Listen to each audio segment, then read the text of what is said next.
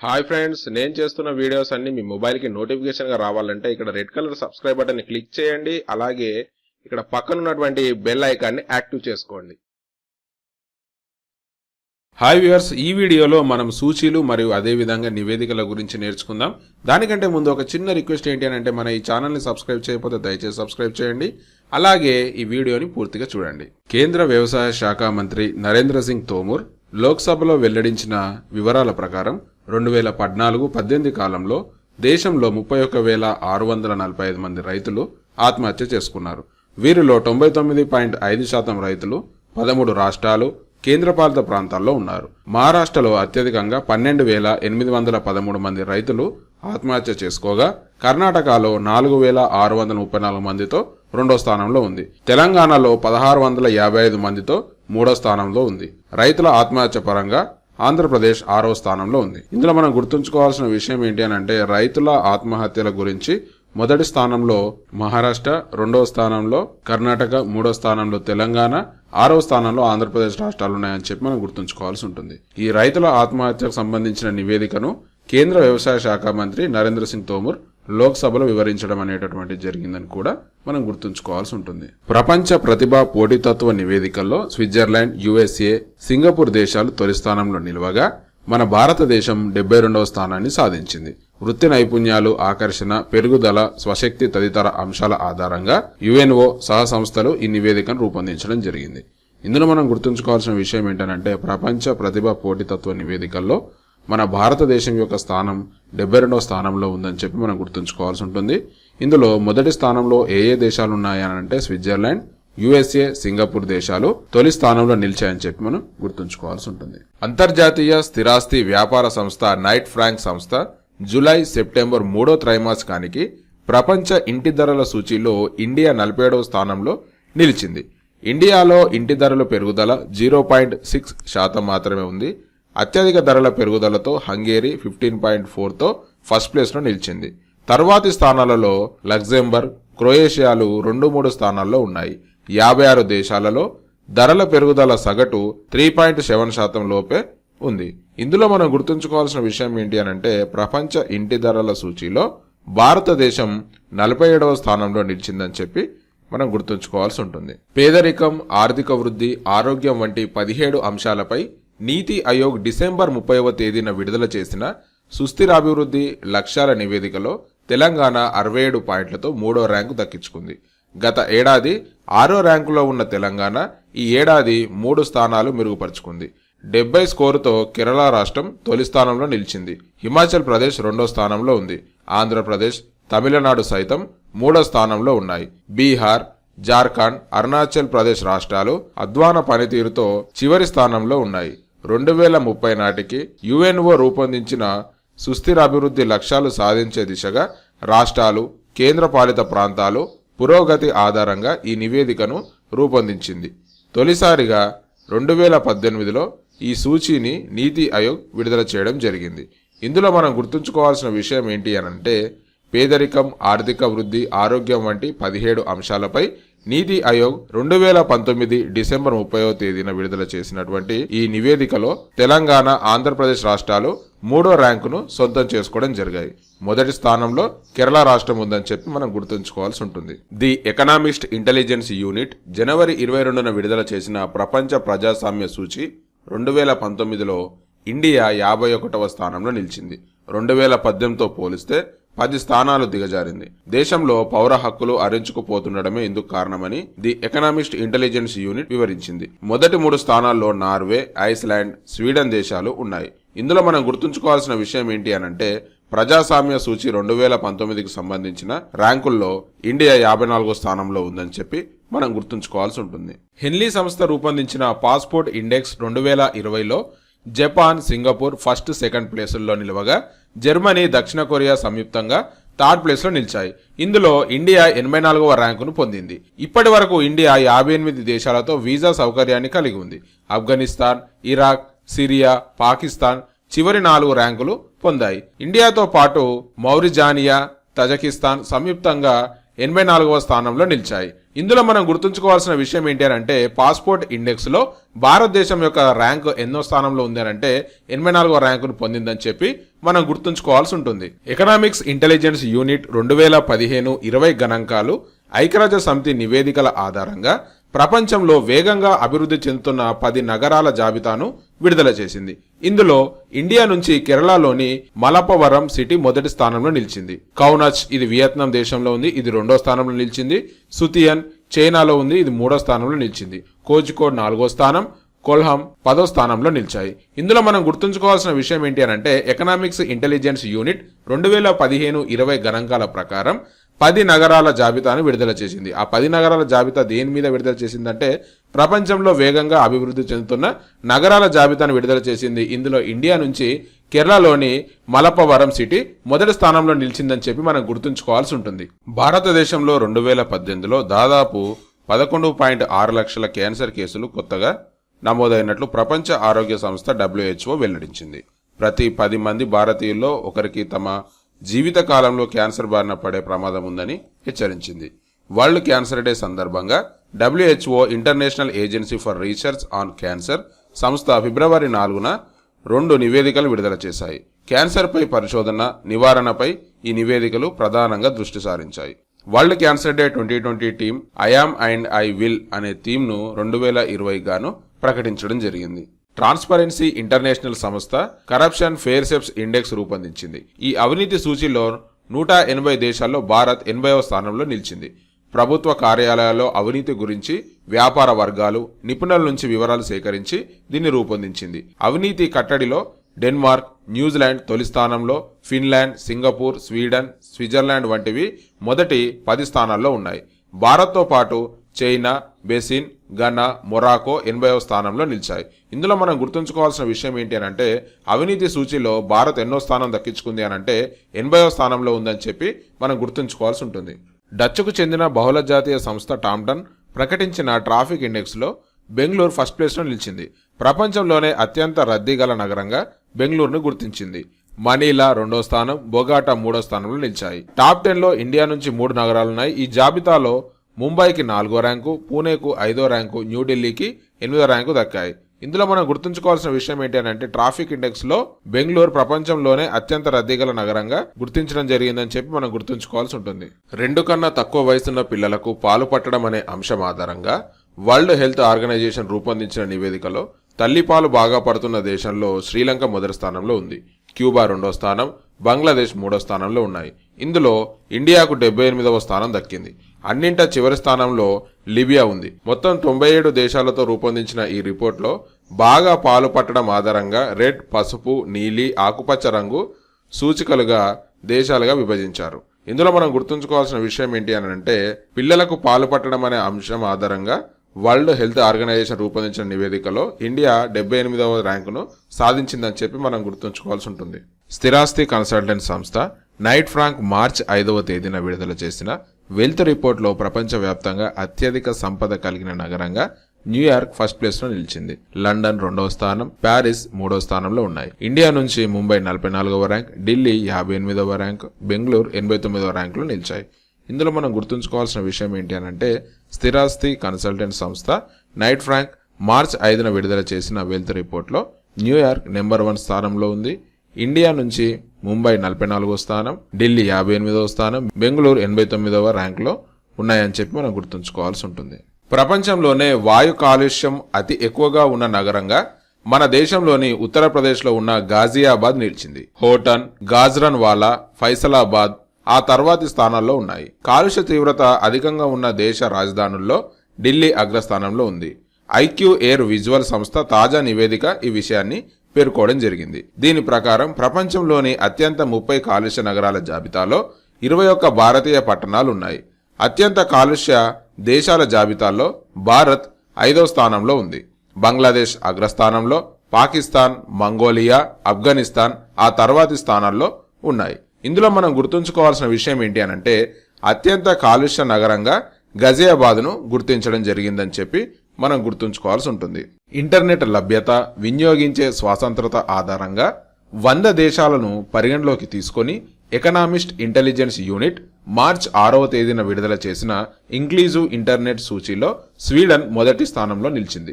New Zealand 2వ స్థానం, USA 3వ స్థానంలో ఉన్నాయి. ఈ నివేదికలో ఇండియాకు 46వ ర్యాంక్ దక్కింది. టర్కీ సైతం ఇండియాతో పాటు 46వ స్థానంలో నిలిచింది. ఇందులో బూరుండి 100వ ర్యాంకులో ఉండగా లైబీరియా 99, మడగాస్కర్ 98వ ర్యాంకులో ఉన్నాయి. లభ్యత, సరసమైన ధర, ఔచిత్యం, సుసిద్ధత అనే 4 కేటగిరీల ఆధారంగా 56 ఇండికేటర్స్ ను ఉపయోగించి ఈ రిపోర్ట్ను రూపొందించడం జరిగింది.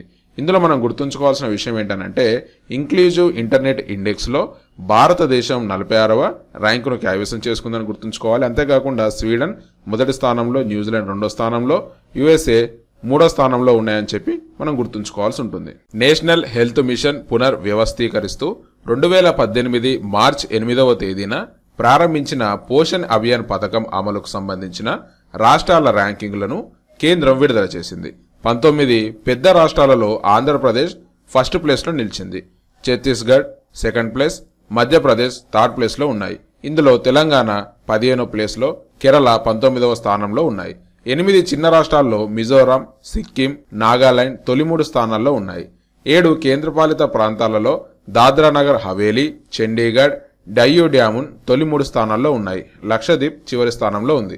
ఇందులో మనం గుర్తుంచుకోవాల్సిన విషయం ఏంటి అనంటే పోషణ్ అభియాన్ ర్యాంకింగ్స్ లో 19 పెద్ద రాష్ట్రాలకు సంబంధించి అందులో ఆంధ్రప్రదేశ్ మొదటి స్థానంలో ఉంది, తెలంగాణ 15వ స్థానంలో ఉందని చెప్పి మనం గుర్తుంచుకోవాల్సి ఉంటుంది. అదేవిధంగా ఈ ర్యాంకింగ్స్ ని చిన్న రాష్ట్రాల్లో చూసినట్టయితే మిజోరాం, సిక్కిం, నాగాలాండ్ తొలి 3 స్థానాల్లో ఉన్నాయని చెప్పి మనం గుర్తుంచుకోవాల్సి ఉంటుంది. స్థూల దేశీయోత్పత్తి, ఆయు ప్రమాణం, దాతృత్వం, సామాజిక మద్దతు, అవినీతి అంశాల ఆధారంగా ఐక్యరాజ్య సమితి రూపొందించిన ప్రపంచ సంతోష సూచీలో ఫిన్లాండ్ వరుసగా 3వసారి తొలి స్థానంలో నిలిచింది. డెన్మార్క్ 2వ స్థానం, స్విట్జర్లాండ్ 3వ స్థానంలో ఉన్నాయి. మన భారతదేశం 3.573 స్కోరుతో 144వ స్థానంలో ఉంది. 2.567 స్కోరుతో ఆఫ్ఘనిస్తాన్ చివరగా 153వ స్థానంలో ఉంది. ఇందులో మనం గుర్తుంచుకోవాల్సిన విషయం ఏంటంటే ప్రపంచ సంతోష సూచీలో భారతదేశం 144వ స్థానంలో ఉంది. అదేవిధంగా ఫిన్లాండ్ వరుసగా 3వసారి తొలి స్థానంలో నిలవడం జరిగిందని చెప్పి గుర్తుంచుకోవాల్సి ఉంటుంది.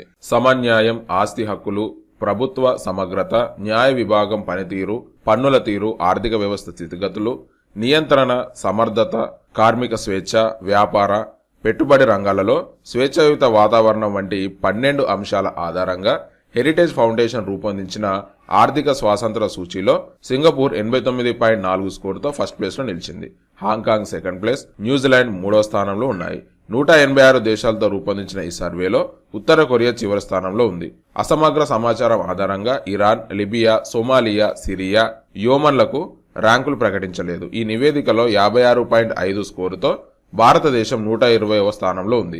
ఆసియా పసిఫిక్ లోని 42 దేశాలలో ఇండియాకు 28వ స్థానం దక్కింది. ఇందులో మనం గుర్తుంచుకోవాల్సిన విషయం ఏంటంటే ఆర్థిక స్వతంత్ర సూచీలో భారతదేశం 120వ స్థానంలో ఉంది. ఆసియా పసిఫిక్ దేశాలకు సంబంధించి 42 దేశాలలో ఇండియాకు 28వ స్థానం లభించడం జరిగిందని చెప్పి మనం గుర్తుంచుకోవాల్సి ఉంటుంది. మహిళల పట్ల పక్షపాతం, సామాజిక కట్టుబాట్లు ఆధారంగా యునైటెడ్ నేషన్స్ డెవలప్మెంట్ ప్రోగ్రాం తొలిసారిగా లింగ సామాజిక నిబంధనల సూచీని తీసుకొచ్చింది.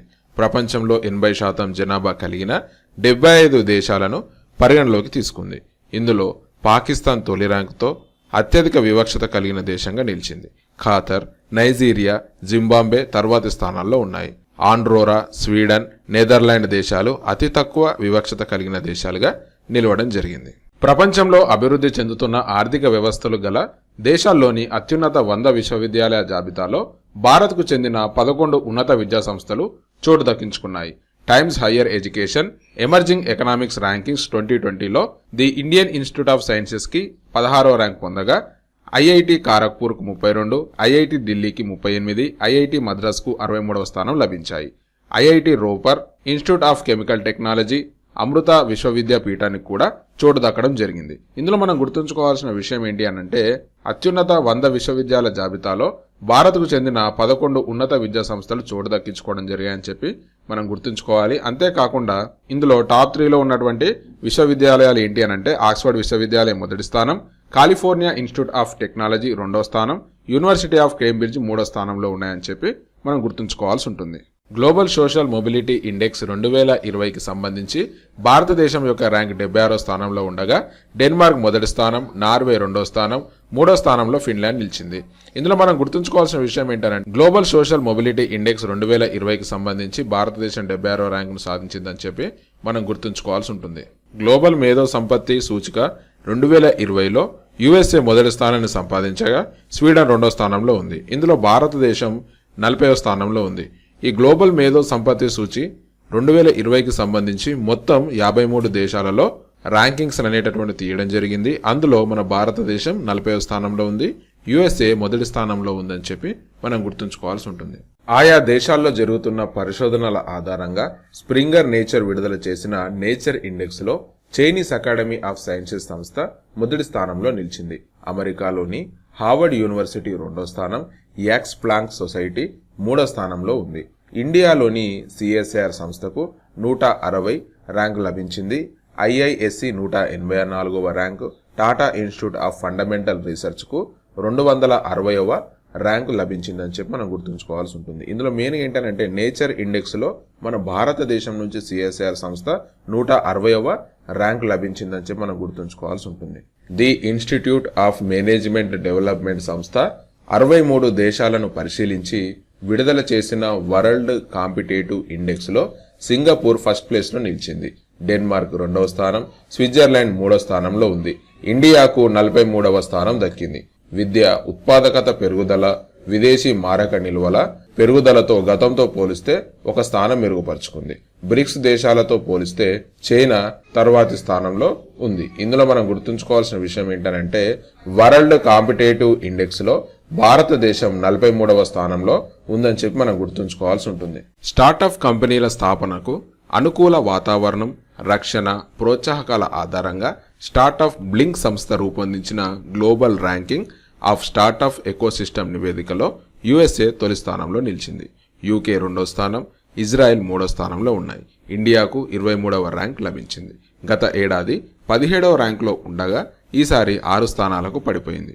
ప్రపంచంలోని అత్యుత్తమ 1000 స్టార్టప్ నగరాలలో ఇండియా నుంచి 38 నగరాలకు చోటు లభించింది. బెంగళూరు 14వ స్థానం, న్యూఢిల్లీ 15వ స్థానం, ముంబై 22వ స్థానం, హైదరాబాద్ 96వ స్థానంలో ఉన్నాయి. ఇందులో మనం గుర్తుంచుకోవాల్సిన విషయం ఏంటి అనంటే స్టార్టప్ బ్లింక్ సంస్థ రూపొందించిన గ్లోబల్ ర్యాంకింగ్ ఆఫ్ స్టార్టప్ ఎకోసిస్టంలో ఇండియా ర్యాంకింగ్ ఎంత అనంటే 23వ ర్యాంకులో ఉందని చెప్పి మనం గుర్తుంచుకోవాల్సి ఉంటుంది. స్విస్ అంతర్జాతీయ బ్యాంక్ 2019 గణాంకాల ఆధారంగా తాజాగా విడుదల చేసిన నివేదిక ప్రకారం అత్యధికంగా డబ్బులు డిపాజిట్ చేసిన దేశంగా యునైటెడ్ కింగ్డమ్ ఎంత శాతం అనంటే 25% డబ్బుని డిపాజిట్ చేసి తొలి స్థానంలో నిలిచింది. యుఎస్ఏ, వెస్టిండీస్, ఫ్రాన్స్, హాంకాంగ్లు తర్వాతి స్థానంలో నిలిచాయి. భారతదేశం 0.06%తో 77వ స్థానంలో నిలిచింది. ఇందులో మనం గుర్తుంచుకోవాల్సిన విషయం ఏంటంటే స్విస్ బ్యాంక్ నివేదికల ఆధారంగా డబ్బుని అత్యధికంగా డిపాజిట్ చేసిన దేశాలలో మొదటి స్థానంలో యునైటెడ్ కింగ్డమ్ నిలవగా 77వ స్థానంలో భారతదేశం నిలిచిందని చెప్పి మనం గుర్తుంచుకోవాల్సి ఉంటుంది. స్టార్టప్ కంపెనీల ఏర్పాటుకు అనుకూల వాతావరణం గల నగరాల జాబితాను స్టార్టప్ జీనోమ్ సంస్థ ప్రకటించింది. ఇందులో ప్రపంచవ్యాప్తంగా సిలికాన్ వ్యాలీ తొలి స్థానం, లండన్, న్యూయార్క్ సంయుక్తంగా ద్వితీయ స్థానంలో ఉన్నాయి. భారత్ నుంచి బెంగళూరు టాప్ 30లో నిలిచింది. ఇందులో మనం గుర్తుంచుకోవాల్సిన విషయం ఏంటంటే స్టార్టప్ ఎకో ర్యాంకింగ్ సిస్టంలో భారతదేశం నుంచి బెంగళూరు 30 ర్యాంకులో నిలిచిందని చెప్పి మనం గుర్తుంచుకోవాల్సి ఉంటుంది.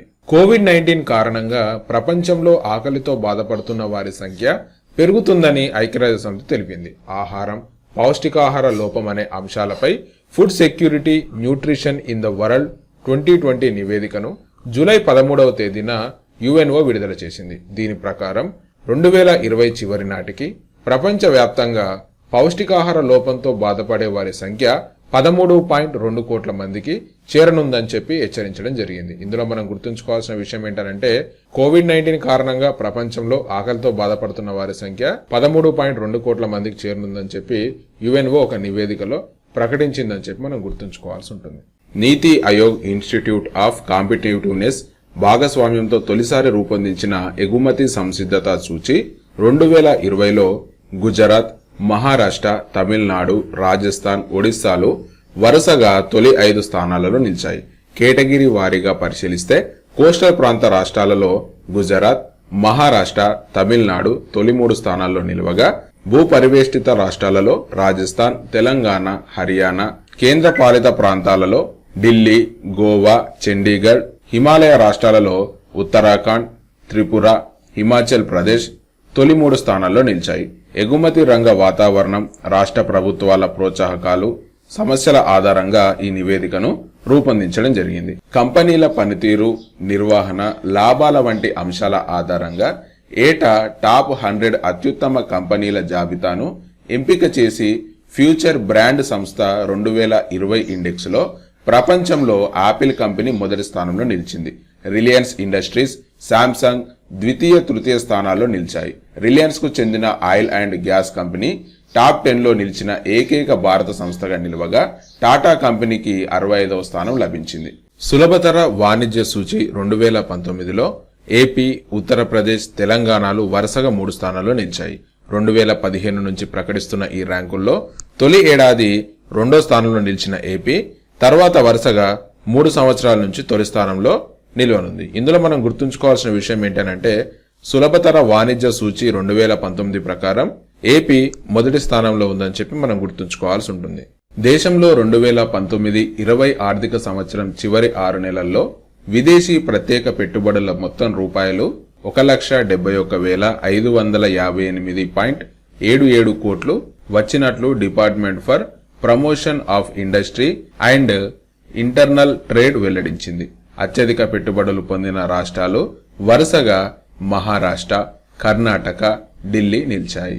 4,865.19 కోట్లతో తెలంగాణ 8వ ర్యాంకు పొందగా ఏపీ 1,475.99 కోట్లతో 10వ ర్యాంకులో నిలిచింది. ఇందులో మనం గుర్తుంచుకోవాల్సిన విషయం ఏంటి అంటే ఎఫ్డిఐలపై ఒక నివేదికను వెల్లడించడం జరిగింది. అది 2019-20 ఆర్థిక సంవత్సరానికి గాను వెల్లడించడం జరిగింది. అందులో వరుసగా మహారాష్ట్ర, కర్ణాటక, ఢిల్లీ మొదటి 3 స్థానాలను ఆక్రమించగా తెలంగాణ 8వ స్థానం, ఆంధ్రప్రదేశ్ 10వ స్థానంలో నిలిచాయని చెప్పి మనం గుర్తుంచుకోవాల్సి ఉంటుంది. ఇంటర్నేషనల్ ఈ-కామర్స్ ప్లాట్ఫామ్ Picodi.com ప్రపంచవ్యాప్తంగా సగటు నెలవారీ జీతాల గ్లోబల్ ర్యాంకింగ్లను విడుదల చేసింది. 106 దేశాల్లో సగటు నెలవారీ జీతాలు, వేతనాలు ఎలా ఉన్నాయన్న దానిపై సర్వే చేపట్టగా స్విట్జర్లాండ్ 4.49 లక్షల సగటు జీతంతో మొదటి స్థానం సంపాదించింది. ఇందులో భారతదేశం 72వ స్థానంలో నిలిచింది. ఇందులో మనం గుర్తుంచుకోవాల్సిన విషయం ఏంటి అనంటే 106 దేశాలలో సగటున నెలవారీ జీతాలు, వేతనాలు ఎలా ఉన్నాయన్న దానిపైన సర్వే చేయగా మొదటి స్థానంలో స్విట్జర్లాండ్, 72వ స్థానంలో మన భారతదేశం ఉందని చెప్పి మనం గుర్తుంచుకోవాల్సి ఉంటుంది. రియల్ టైం ఆర్థిక లావాదేవీల నిర్వహణలో భారతదేశం ప్రపంచంలోనే అగ్రస్థానాన్ని దక్కించుకుంది. రోజుకు 4.1 కోట్ల పైచిలుకు లావాదేవీలు నమోదు చేసింది. 2019 ఏడాదితో పోలిస్తే ఇది రెట్టింపు. అంతర్జాతీయ బ్యాంకులు, వ్యాపార సంస్థలకు టెక్నాలజీ సేవలు అందించే FIF రూపొందించిన నివేదికలో ఈ అంశాలు వెల్లడయ్యాయి. ఇందులో మనం గుర్తుంచుకోవాల్సిన విషయం ఏంటి అంటే రియల్ టైం ఆర్థిక లావాదేవీల నిర్వహణలో భారతదేశం ప్రపంచంలోనే అగ్రస్థానాన్ని దక్కించుకుందని చెప్పి మనం గుర్తుంచుకోవాల్సి ఉంటుంది. 2020 సంవత్సరానికి గాను రూపొందించిన ప్రపంచ ఆకలి సూచి 107 దేశాలకు గాను భారతదేశం 94వ స్థానంలో నిలిచింది. అక్టోబర్ 17న విడుదలైన ఈ సూచి పౌష్టికాహార లోపం, పిల్లల్లో ఎదుగుదల, 5 ఏళ్లలోపు పిల్లల్లో ఎత్తుకు తగ్గ బరువు, మాతా శిశు మరణాల వంటి అంశాలను పరిగణలోకి తీసుకొని దీనిని రూపొందించడం జరిగింది. ఇందులో మనం గుర్తుంచుకోవాల్సిన విషయం ఏంటంటే ప్రపంచ ఆకలి సూచి, దీన్నే మనం గ్లోబల్ హంగర్ ఇండెక్స్ గా పిలుస్తూ ఉంటాం. ఇందులో మన భారతదేశం యొక్క ర్యాంక్ ఎంత అనంటే 94వ స్థానంలో ఉందని చెప్పి మనం గుర్తుంచుకోవాల్సి ఉంటుంది. 2020 జనవరి నుంచి జూన్ వరకు దేశంలోని 34 నగరాలలో holiday5.com నిర్వహించిన సర్వే ప్రకారం దేశంలో అత్యంత నివాసయోగ్యమైన నగరంగా హైదరాబాద్ ఎంపికైంది. సంస్కృతి, సాంప్రదాయాలు, పర్యాటక ప్రదేశాలు, సౌకర్యాలు, నివాస వసతి, ఉపాధి అవకాశాలు, రక్షణ వంటి అంశాలను పరిగణలోకి తీసుకొని ఈ ర్యాంకులను కేటాయించారు. హైదరాబాద్ తర్వాత ముంబై, పూణే, చెన్నై, బెంగళూరు వరుసగా తర్వాతి స్థానాల్లో నిలిచాయి. ఇందులో మనం గుర్తుంచుకోవాల్సిన విషయం ఏంటి అనంటే holiday5.com నిర్వహించిన ఒక సర్వేలో బెస్ట్ సిటీగా హైదరాబాద్ నగరం ఎంపికైందని చెప్పి మనం గుర్తుంచుకోవాల్సి ఉంటుంది. ఐక్యరాజ్య సమితి అభివృద్ధి కార్యక్రమం డిసెంబర్ 15న విడుదల చేసింది. ప్రపంచ మానవ అభివృద్ధి సూచి 2020లో భారత్కు 131వ స్థానం లభించింది. 189 దేశాలతో రూపొందించిన ఈ సూచీలో నార్వే అగ్రస్థానంలో నిలిచింది. నార్వే తర్వాతి స్థానాలలో వరుసగా ఐర్లాండ్, స్విట్జర్లాండ్, హాంకాంగ్, ఐస్లాండ్ ఉన్నాయి. అట్టడుగున 189వ స్థానంలో నైగర్ ఉంది. గత 3 దశాబ్దాలుగా ఐక్యరాజ్య సమితి ఈ మానవ అభివృద్ధి సూచి నివేదికలను ఏటా విడుదల చేస్తుంది. ప్రతి దేశము తమ పనితీరు సమీక్షించుకొని సవరించుకుంటాయని దాని ఆశ. ఆయా దేశాల్లో ఆరోగ్యం, విద్య, జీవన ప్రమాణాలను విశ్లేషించడం ద్వారా ఈ సూచీని రూపొందిస్తారు. భారత్ 2018 మానవాభివృద్ధి సూచీలో 130వ స్థానంలో, 2019 సూచీలో 129వ స్థానంలో ఉంది. ఇందులో మనం గుర్తుంచుకోవాల్సిన విషయం ఏంటి అంటే ప్రపంచ మానవాభివృద్ధి సూచి 2020లో భారతదేశం 131వ స్థానంలో ఉందని చెప్పి మనం గుర్తుంచుకోవాల్సి ఉంటుంది. మొత్తం ఎన్ని దేశాలతో ఈ సూచీని రూపొందించారు అనంటే 189 దేశాలతో సూచించారు. అందులో అగ్రస్థానంలో నార్వే ఉందని గుర్తుంచుకోవాల్సి ఉంటుంది. మీకు గనక ఈ వీడియో నచ్చినట్టయితే దయచేసి లైక్ చేయండి, షేర్ చేయండి, సబ్స్క్రైబ్ చేయండి. అలాగే ఈ వీడియో పైన మీ అమూల్యమైన సలహాలు, సూచనలను కింద కామెంట్ బాక్స్ ద్వారా నాతో షేర్ చేసుకోండి. థ్యాంక్ యూ అండ్ జై హింద్.